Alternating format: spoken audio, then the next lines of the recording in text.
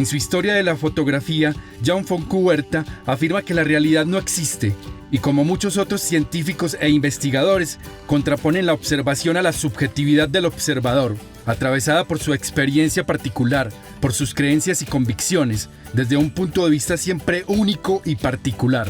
Saberte Ver, el programa del Comité Defensor del Televidente de Teleantioquia, para ver la televisión con otros ojos. Man, that was all 4 wheels off the ground there. Okay, max stop. Saberte ver, saberte ver. Saberte ver.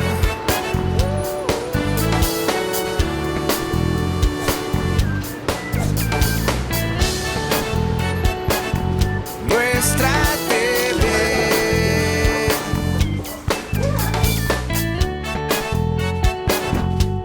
Saberte ver.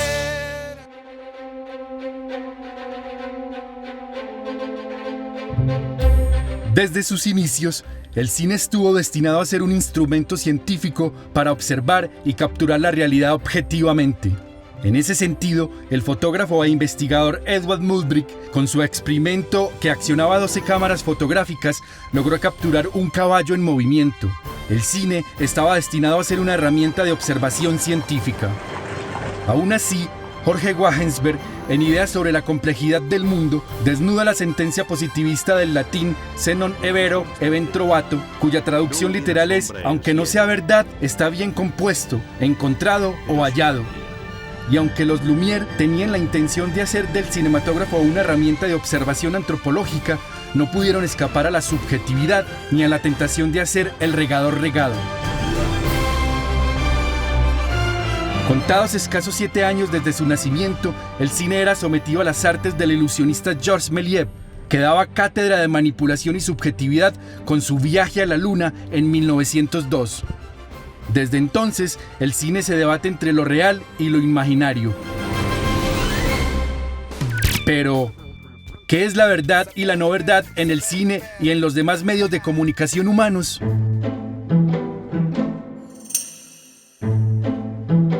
La verdad puede ser entendido como muy desde el contexto del consenso, porque también tiene que ver mucho con las subjetividades. Entonces puede ser entendida como una construcción colectiva o consensuada de algo que le compete a esa comunidad o a esa sociedad. Se supone que la verdad es un hecho veraz, es un hecho comprobado. Por ejemplo, la verdad es que hoy estamos aquí hablando, pero ya desde la perspectiva de los medios de comunicación, audiovisual, cada medio, digamos, tiene su agenda y cada medio tiene su forma de interpretar esa verdad. Y ahí llegamos a un asunto, por ejemplo, en el caso de los medios como la objetividad, la famosa objetividad, que no existe. Porque el propio hecho, por lo menos en lo audiovisual, de colocar una cámara en un determinado sitio, de poner una música, el montaje mismo, de hecho ya hay una manipulación, ya es una subjetividad. Es muy complicado saber qué es en realidad la verdad, porque nosotros no estamos omnipresentes en todas partes para saber en realidad qué es lo que se está haciendo. Si lo vemos desde el lado filosófico y un montón de cosas, decimos que la verdad es lo correcto, pero es que a veces la verdad también puede ser triste, la verdad también puede ser mala, la verdad también nos puede hacer daño. Ya cada quien con su grupo social se siente con la comodidad de decir esto es mi verdad o nuestra verdad.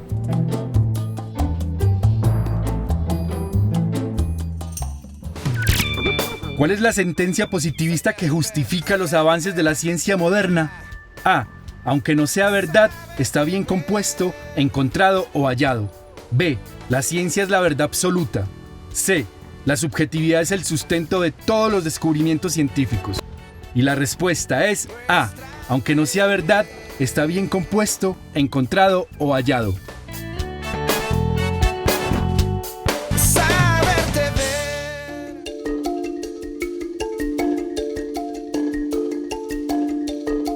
La división ideológica del mundo durante la primera mitad del siglo XX desveló el gran poder del cine como herramienta de propaganda. El descubrimiento del lenguaje cinematográfico, la composición y el montaje para darle orden a las imágenes estuvieron al servicio de las ideologías. Al mismo tiempo, se discutía la contundencia del cine entre lo real y lo imaginario. La ficción y la no ficción competían por la eficacia y la contundencia entre la verdad expuesta y las emociones generadas en el espectador. Y este asunto de la verdad, de la realidad, es un asunto que viene desde los inicios de la filosofía occidental con los griegos, ¿no? Ya Platón, Aristóteles, todos estos grandes filósofos pensaban sobre eso, que es la realidad, ¿sí? Un espejo es la realidad, por ejemplo. Luego con la pintura, luego con la fotografía, se empezó a analizar si lo que estaba representado ahí era la verdad, era la realidad. Y, por ejemplo, en el ámbito del cine documental hay un teórico que se llama Bill Nichols, que él habla de representaciones de realidad. Es decir, lo que vemos en una película, lo que vemos en una fotografía, en una pintura, son representaciones. Es una línea tan delgada, la ficción documental es una línea tan delgada que tanto uno como otro, en el ámbito de la ficción y la realidad, han utilizado elementos comunes para tratar de llegar al público. Cuando el documental surge a finales del siglo XIX con los hermanos Lumière, que lo que querían registrar era la realidad frente a la cámara. Una película clásica como La salida de los obreros de la fábrica, uno ve perfectamente que los obreros salen de la fábrica por los lados, no de frente. ¿Por qué? Porque seguramente el camarógrafo de los Lumière, los mismos Lumière le dijeron a los personajes, mire, no se acerque a la cámara pues porque lo que se va a ver es un bulto. Sí, salgan por los lados para ver efectivamente ese recorrido. Entonces ya había una subjetividad y ya había una comillas puesta en escena.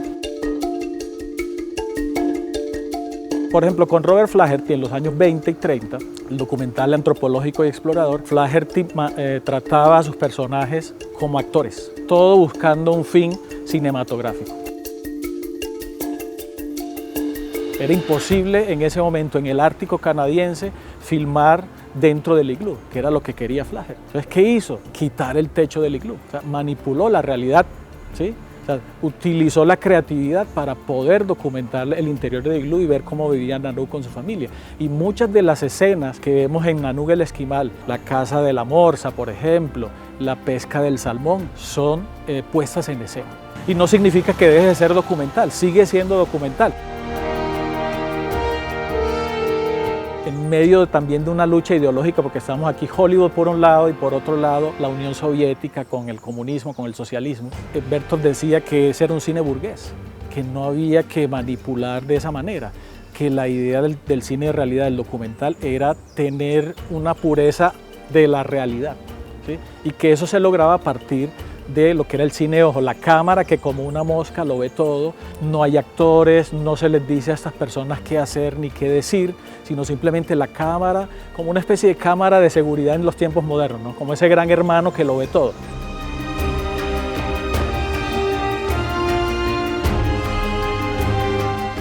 Claro, la propaganda no es de ahora, es desde siempre. O sea, el cine, como los otros medios de comunicación, quienes están detrás de, bien sea como realizadores o como dueños de medios, se dieron cuenta desde un principio que era una forma también de, al llegarle a mucha gente, a la masa, se dieron cuenta que podían también manipular esa masa para hacerlos pensar como ellos querían. En El nacimiento de una nación, que es una de las películas, hoy en día, ¿no? En esa época no, pero si uno ve El nacimiento de una nación de Griffith, es la película más racista que hay, tal vez en la historia del cine, donde se potencia el Ku Klux Klan, por ejemplo, eran los buenos en esa época. Y bueno, en el otro lado, que era el lado soviético, con los realizadores como Eisenstein, por ejemplo, también había una carga ideológica. O sea, la famosa escena de las escaleras de Odessa en el acorazado Potemkin o en La Huelga, por ejemplo, lo que hacen es una crítica profunda a todo el sistema obsoleto de los zares y potenciar lo que era el nuevo sistema político, que era el socialismo, ¿no? El socialismo impuesto por Lenin en la revolución bolchevique.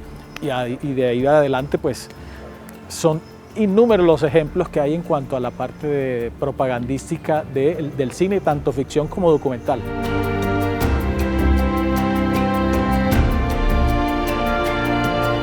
Ok, con respecto pues al asunto de la propaganda, que lo vemos en el cine y que tiene como su auge, su época de esplendor durante la Alemania nazi, con Joseph Goebbels como ministro de propaganda. Dieser 7 gefallenen Soldaten durch 1 Minute ehrfurchtsvolles Schweigen. del régimen nazi en Alemania, pues se utilizaron los principales medios de comunicación en esa época en Alemania, como la prensa, la radio y el cine, para manipular a la masa, ¿no? ¿Sí? Los famosos puntos que manejaba Goebbels de una mentira que se repite varias veces termina convirtiéndose en verdad, el asunto de crear un enemigo y plantear la solución, o crear un problema y plantear la solución, que vemos hoy en los discursos de muchos de los políticos contemporáneos. Eso se mantiene. En el cine también se dio el asunto de la propaganda, con Leni Riefenstahl, la realizadora, en comillas, de Adolfo Hitler, en 2 documentales que son obra maestra del cine documental, como Olimpiada y El triunfo de la voluntad, pero eso no le quita que haya sido una película de la propaganda nazi de la época, de los años 30, ¿sí? Y bueno, como decía, los políticos contemporáneos han utilizado todas esas herramientas de Goebbels y de los nazis para sus campañas en esta época contemporánea, por así decirlo.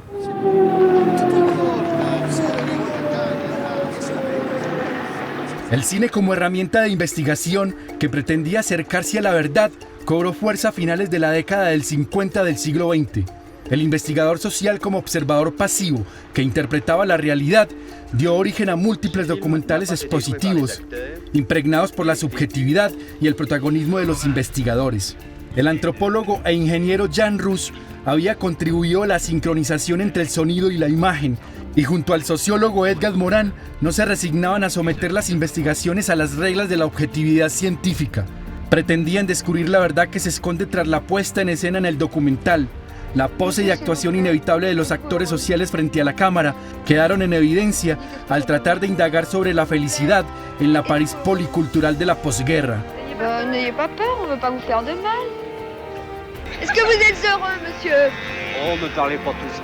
Crónica de un verano daba origen al cine de la verdad o cinéma vérité, un tipo de cine documental interactivo que propuso la inmersión y la colaboración entre investigadores e investigados. Ménage, oui. Non, madame. Je vous en prie. Ça se voit. El asunto con el cinema verité es que Jan Roos y Morin retoman un poco lo del cine ojo que ya había expuesto Verton en los años 20 y le agregan, dentro de un contexto de avance tecnológico, la entrevista. Las cámaras que manejaban el sincronismo entre imagen y sonido surgen a finales de los 50. Entonces ellos aprovechan esa tecnología para incluir la entrevista, incluir el vox populi, lo que se llama hoy el vox populi, ¿sí? O el sondeo, y los debates.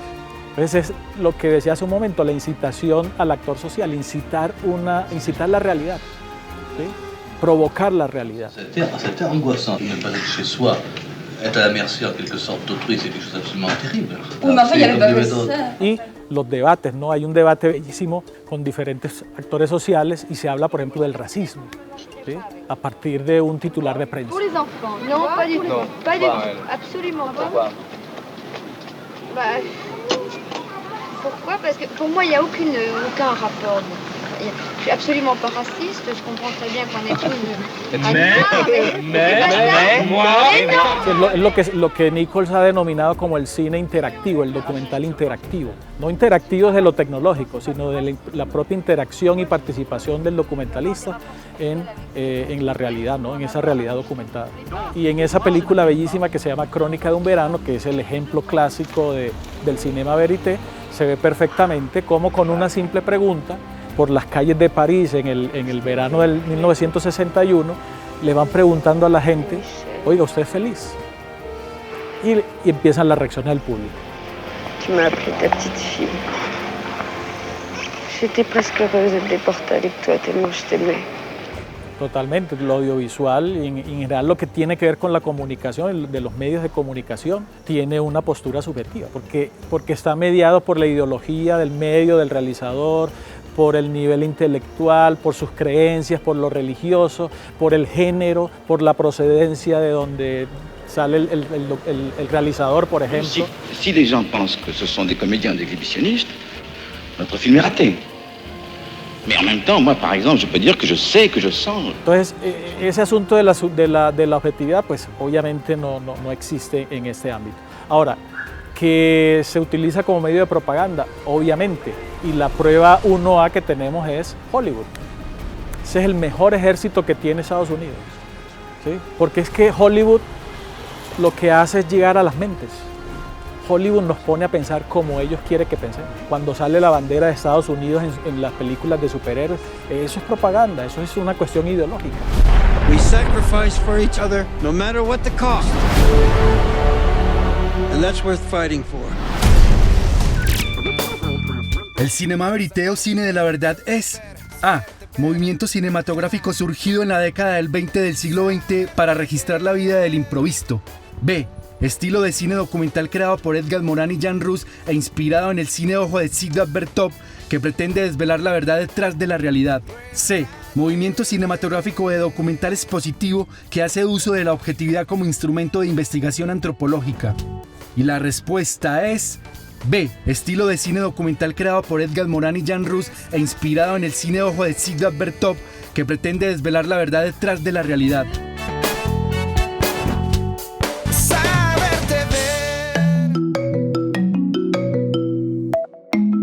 Así como entre la crónica periodística y literaria, entre la novela y el reportaje, el cine también transgrede el lenguaje entre lo real y lo imaginario. La delgada línea entre lo que es real y lo que no es real, entre la ficción y la no ficción, en ocasiones imperceptible cuando hay quienes dominan el lenguaje y las técnicas para poner en escena situaciones que se confunden entre la actuación y la vida real. Ante la actualidad y el bombardeo de información al que estamos expuestos a través de los nuevos medios de comunicación, ha cobrado vigencia el falso documental que de forma intencionada se propone hacer creer algo falso como una verdad.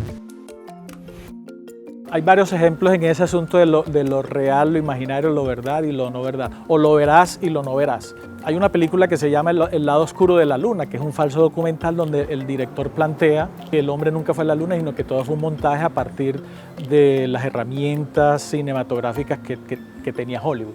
Sí, inclusive se menciona mucho a Kubrick, sale una entrevista con la mujer de Kubrick. Es decir, es el asunto entre la ficción y la realidad. And those things, when those wheels really dig in, John, when you turn is when you get the rooster tail. Toma uno.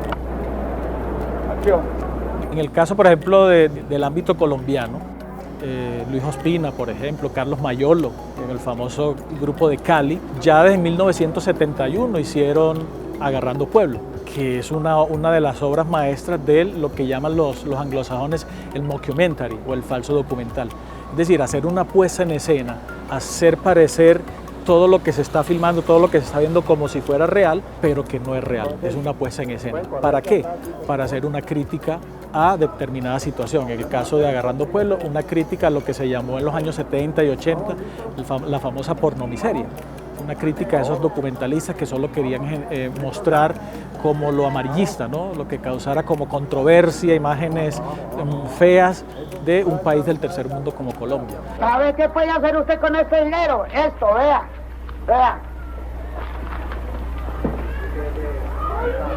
Vea, esto, vea.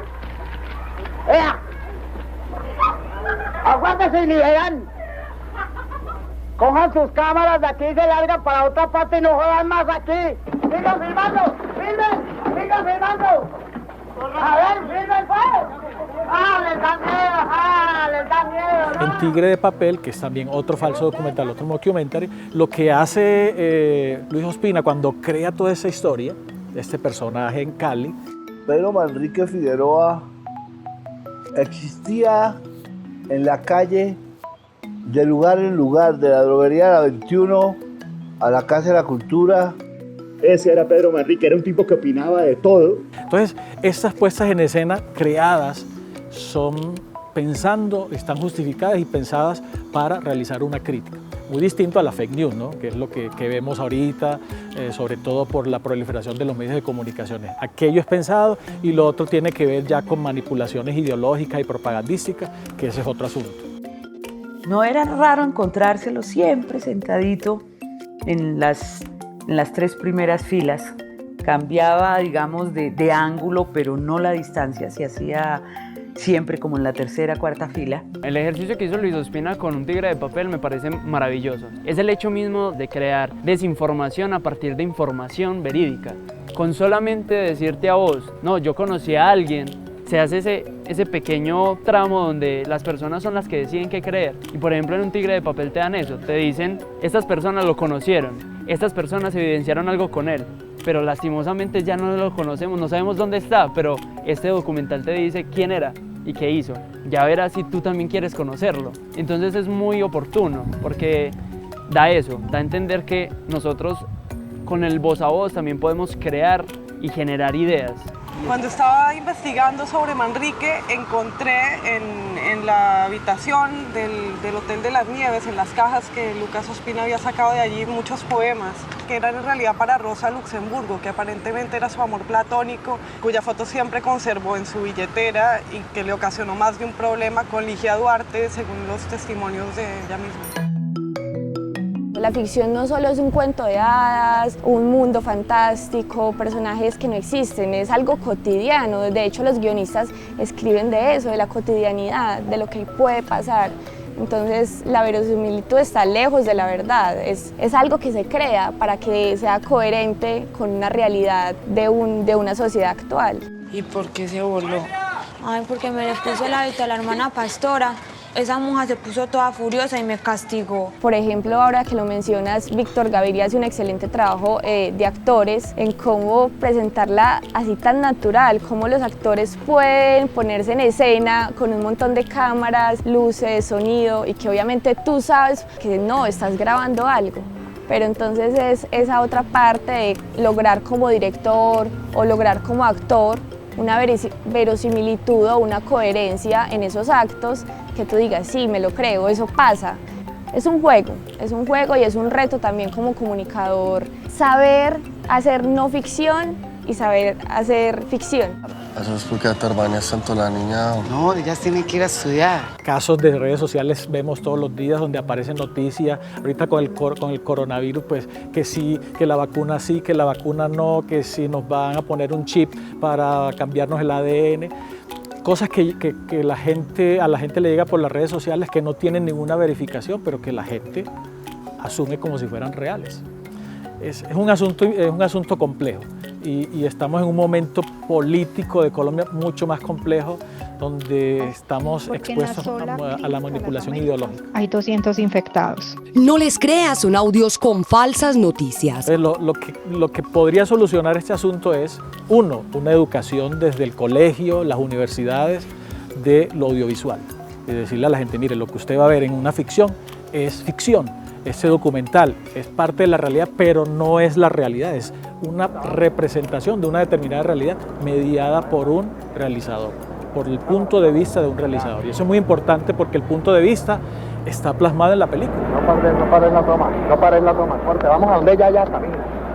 El cine entre lo real y lo imaginario, la actualidad de las falsas noticias y las verdaderas, la confusión entre lo que es verdad y no lo es la encrucijada en la que nos pone la sobreexposición mediática a la que hemos sido sometidos.